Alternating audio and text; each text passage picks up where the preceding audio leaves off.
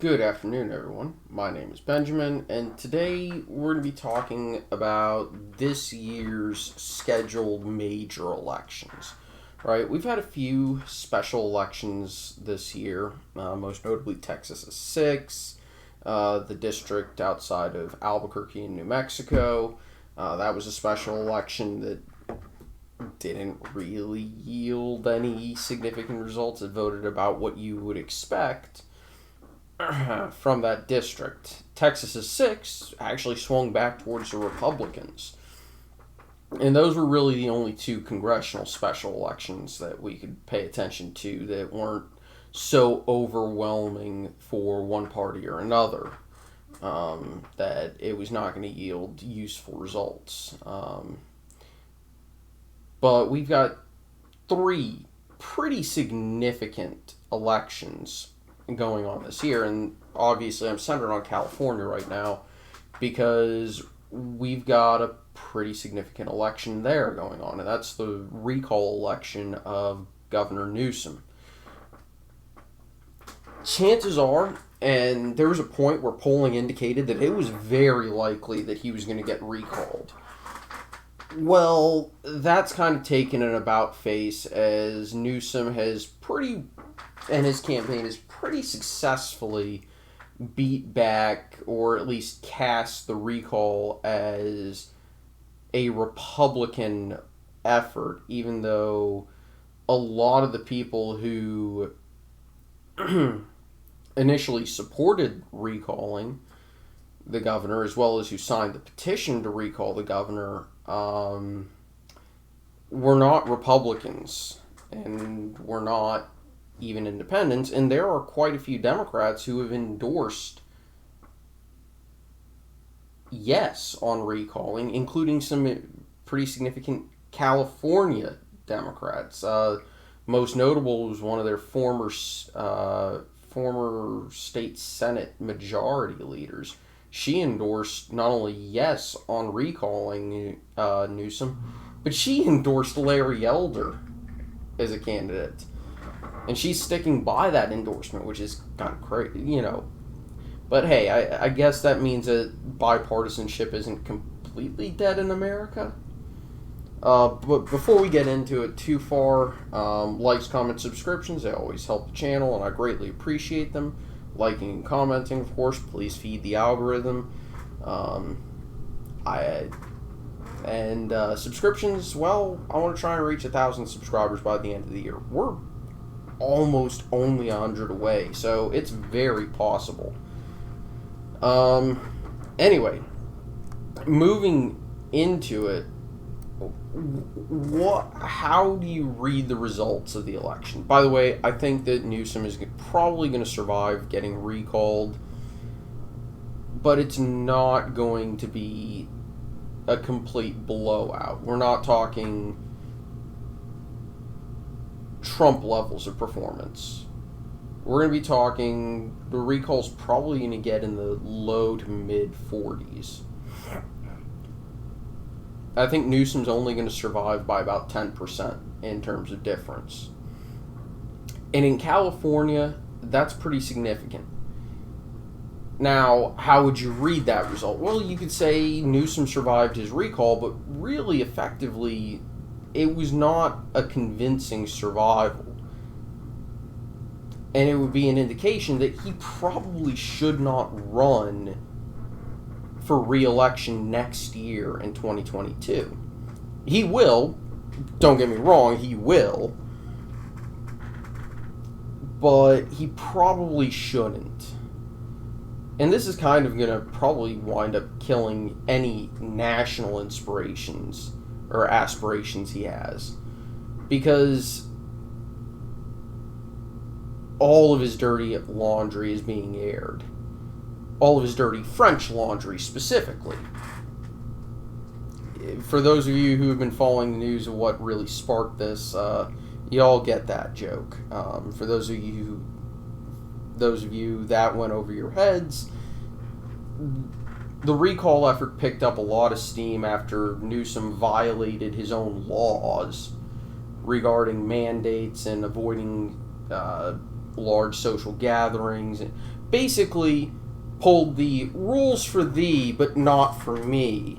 And one of the worst times was when the public found out that even though he was shutting down all sorts of public schools and all that, he had sent his kids to an elite private school, and that they weren't even wearing masks, even though he had been trying to have the state enforce one of the more restrictive mandates in the country. Yeah. Again, I don't know how people can support somebody who is not only that tone deaf, but that elitist to the point where and acts like he isn't. You know, this guy is basically, through his actions, shuttered small businesses within his state. And I'm sorry, but this is the type of guy who down south, what we would do with him.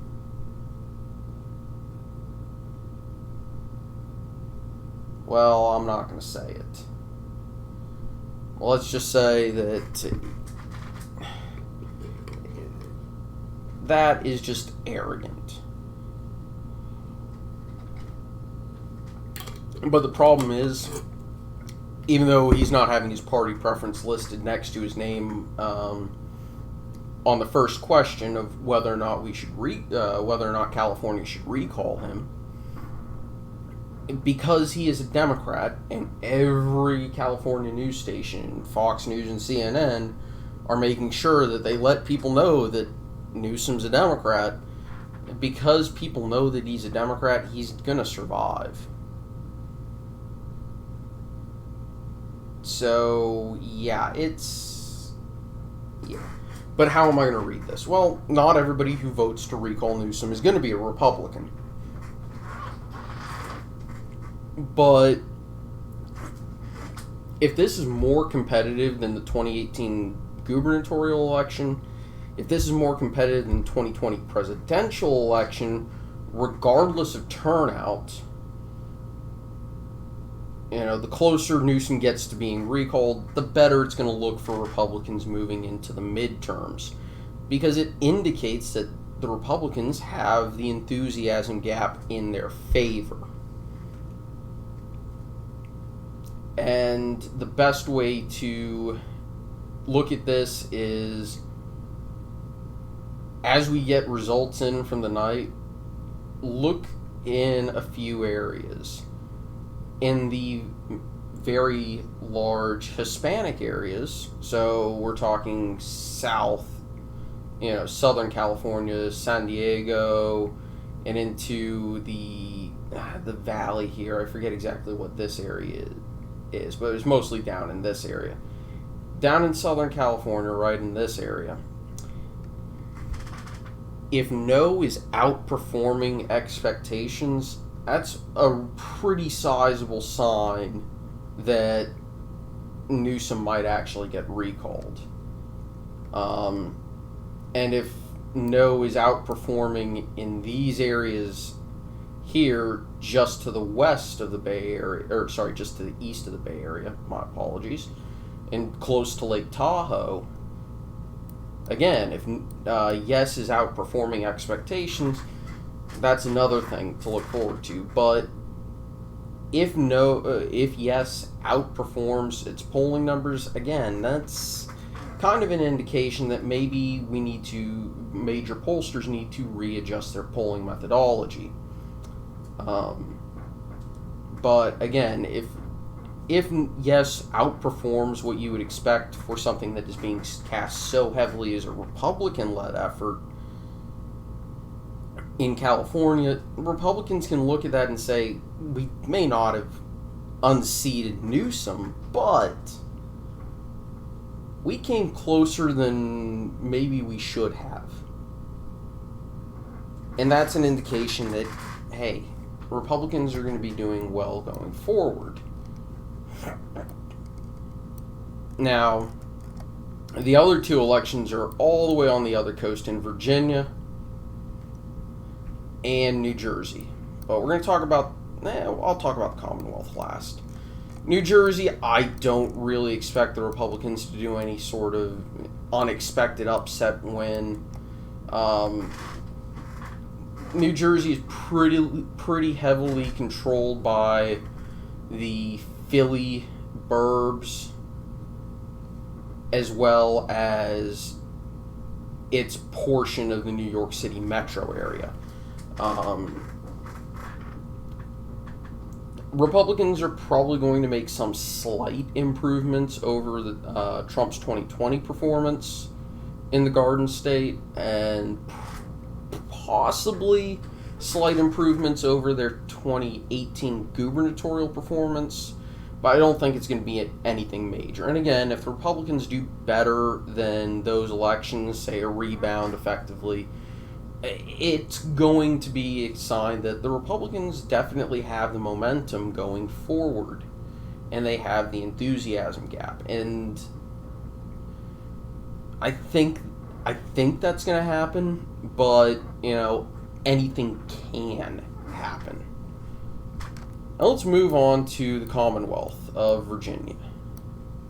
And I've kind of broken this down, what I would expect a competitive election to look like here in the Commonwealth.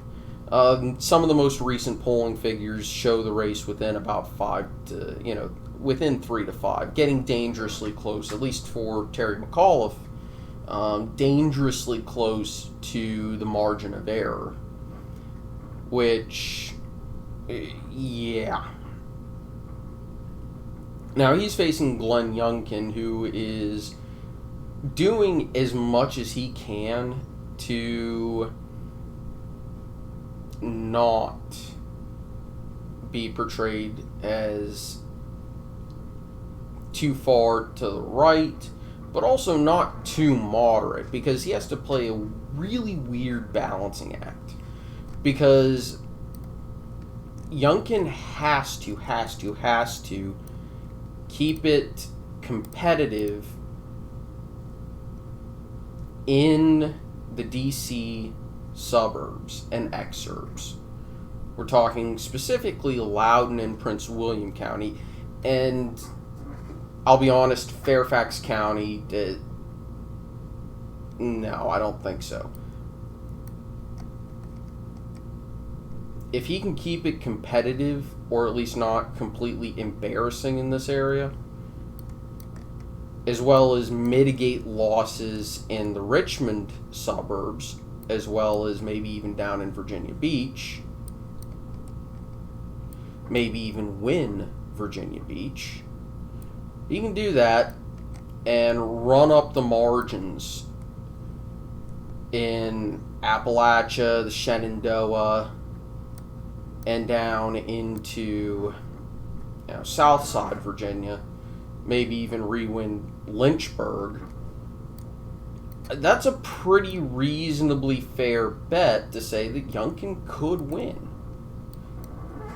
But we have to remember, this part of Virginia, so I'm just drawing kind of a line down the I-81 corridor, a little bit on the other side, and then down including South Side, that area still accounts for less people than, this area probably accounts for about 3 congressional districts worth out of 11 congressional districts worth.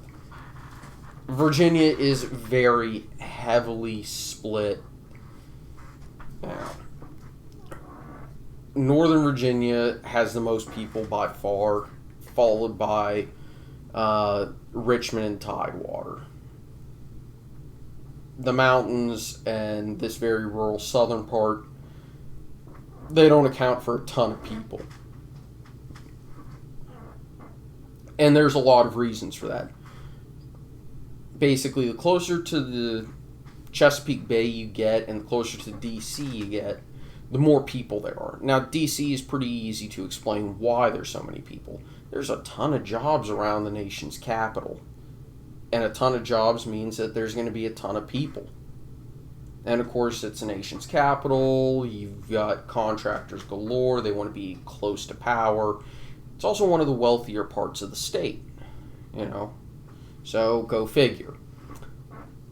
But there's also a natural geographic reason why the Richmond area, state's capital, is also going to generally have a better economic and population concentration than the rest of the state, as well as Norfolk and Hampton Roads and Virginia Beach. There's a reason this area, sometimes known as Tidewater, Virginia, down here, and of course the Richmond area kind of links onto it, but there's a reason this area and this area are so much more populated, and heck, even these parts of the state. So it basically comes down to history.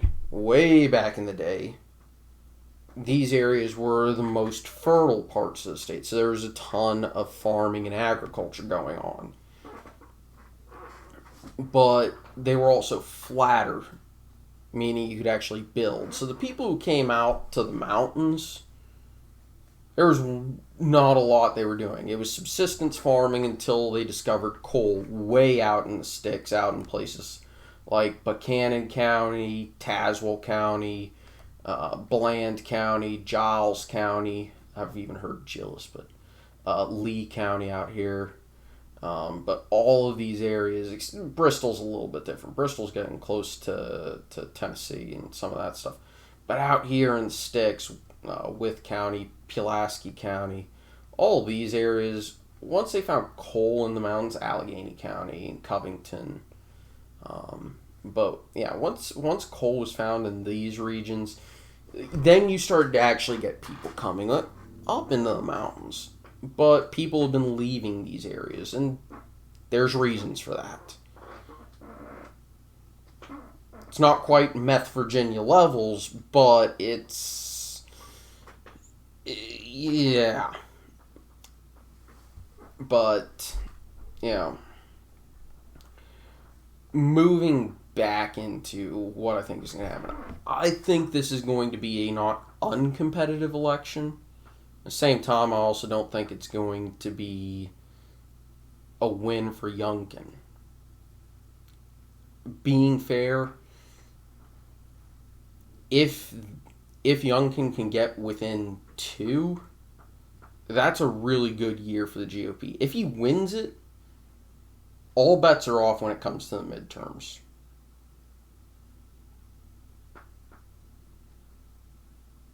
And if Youngkin can win, I think that gives the Republican Party a very clear image to look at and say, listen, this is the first Republican in Virginia to win since 2000. I want to say it was 2009. If he can win in the Commonwealth, despite how heavily Democratic it's getting, we may actually want to look at what he did well, what he did right, and how he campaigned. Because maybe we should adopt that type of messaging.